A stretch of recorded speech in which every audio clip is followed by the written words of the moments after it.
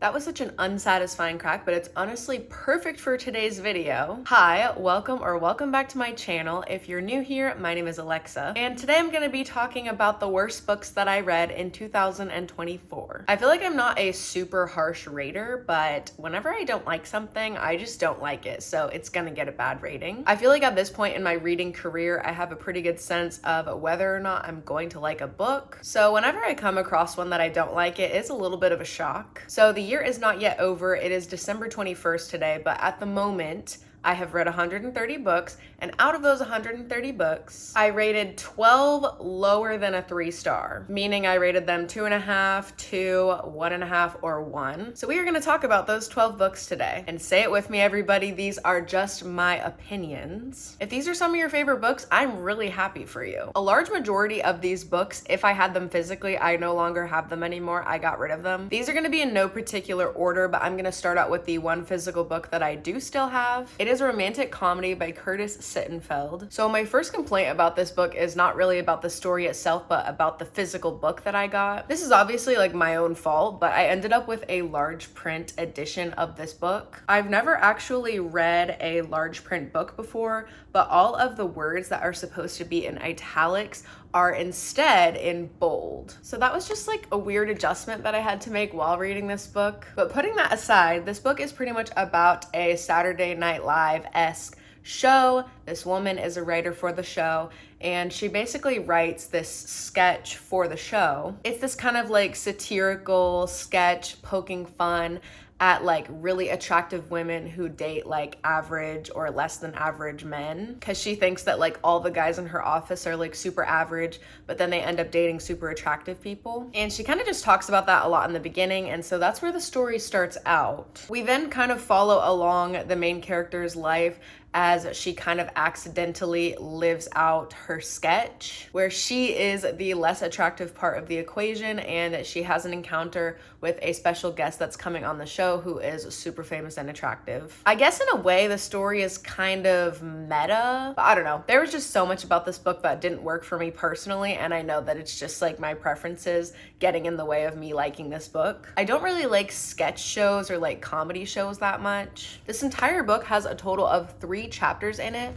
3 chapters. So I also found it kind of hard to take breaks while reading this book because there weren't really any good points to stop. I think the final blow for me not liking this book is that the conflict that the 2 main love interests had drove me absolutely insane. I don't even want to think about it anymore. I gave that book 2.5 stars, which now that I'm thinking about it was pretty generous, but we're moving on to the next book. The next book I'm going to be talking about is The Last One at the Wedding by Rekulak. So this book, as the title implies, is obviously taking place at a wedding. We are in the POV of the father of the bride, and so we just follow along with him as he meets his daughter's fiance, everything leading up to the wedding as well as the wedding itself. Something's a little off, a little fishy with the fiance, and so the dad is trying to figure out how to not let all of their lives go up into flames. For like a thriller mystery book, I just found this book so incredibly underwhelming, very, very slow paced. There were also just so many minute details that never ended up being relevant to the story. And when I got to the end of the book, I was kind of just like,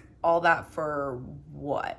If you want to hear more of my thoughts on this book, I do have a super in-depth review up on my channel, and I'll link it in the description for you guys. And I ended up giving this book 2.5 stars. The next book is Worry by Alexandra Tanner, and I love this cover so much. It's like one of the main reasons I was initially interested in reading this book. And the premise sounded like moderately interested, so I thought maybe it would be a good read. It was not. I read some reviews from other people on this book, and this just kind of seems like one of those books that's like, if you get it, you get it. If you don't, you don't. And apparently I just don't get it. This book is pretty much just following 2 sisters who are just going through it. They have mental health struggles, they have familial struggles, they have relationship struggles, and they're kind of just like leaning on each other to get through all of that. I don't really mind when books don't have a plot and we're just following the characters as they live their lives, but I feel like this book really needed a plot and there wasn't one. I just feel like the characters are too whiny and self-destructive to have no plot. I gave this book 2 stars. The next book I'm going to talk about is Fangirl Down Down by Tessa Bailey. There are Tessa Bailey books that I have liked in the past,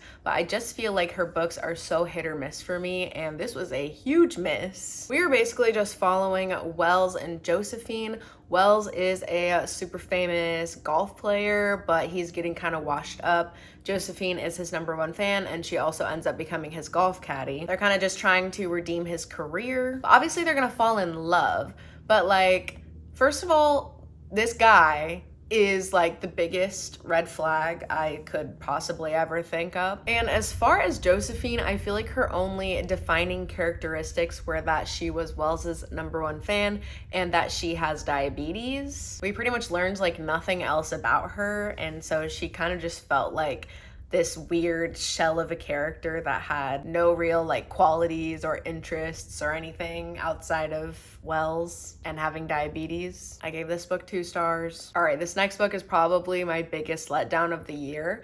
Anita de Monte, Laughs Last by Xochitl Gonzalez. I mean, the cover is absolutely gorgeous. This book is pretty much told in 2 different POVs. We're following Anita's POV and we're following Raquel's POV. Anita is an artist who dies early on in the book, and Raquel is an art student who is doing a research project on Anita, and she's basically trying to figure out why everyone has forgotten about Anita's art. This book is based on a true story, and I just feel like the way it was incorporated or interpreted was a little strange. I'll just leave it at that. I also have a more in-depth review of this book on my channel, which I will also link in the description for you guys if you want to check it out. I gave this book 2 stars. The next book is Piglet by Lottie Hazel, and this book I thankfully got from the library, so I didn't lose any capital on this one, but it's pretty much a story about a woman who loves food and cooking, and she's getting married and she finds out that her husband has betrayed her. So she copes with her love of food as she figures out what to do about this betrayal. And listen, I said this before, I don't mind when books don't have a plot, but if you're not gonna have a plot,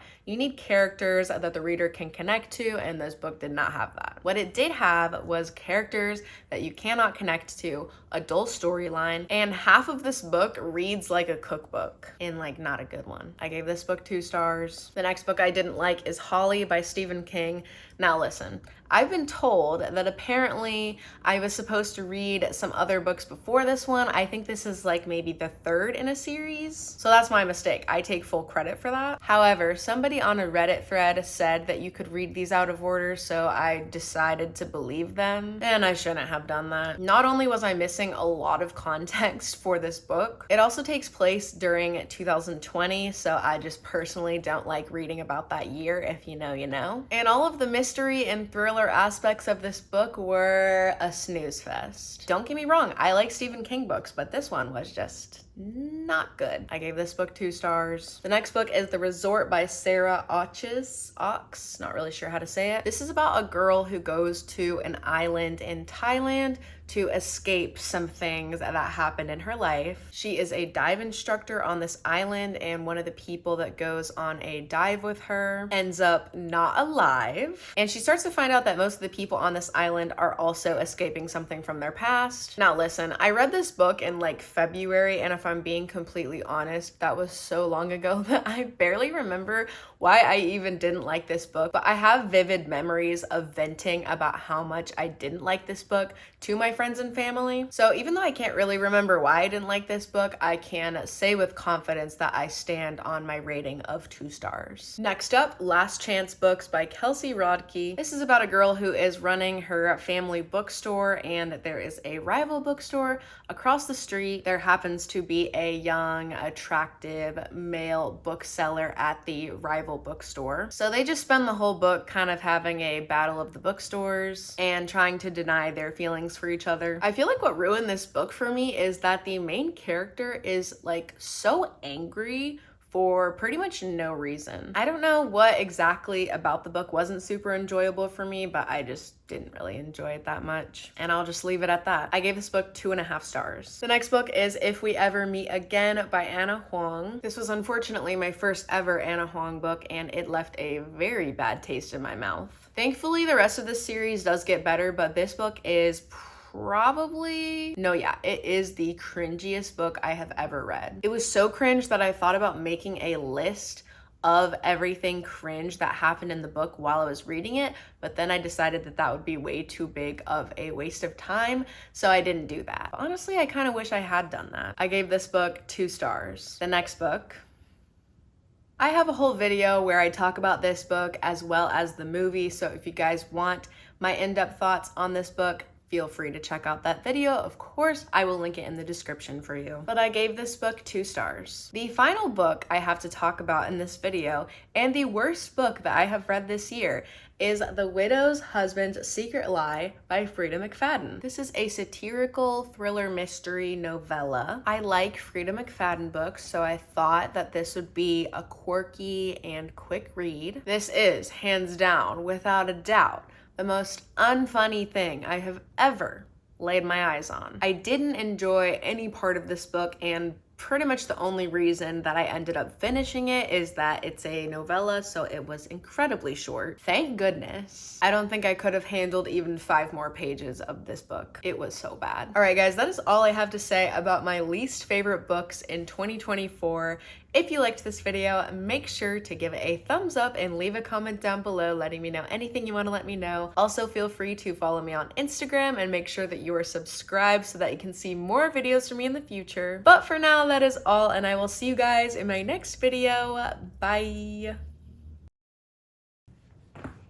Oh, I've never worn a beanie on my channel before.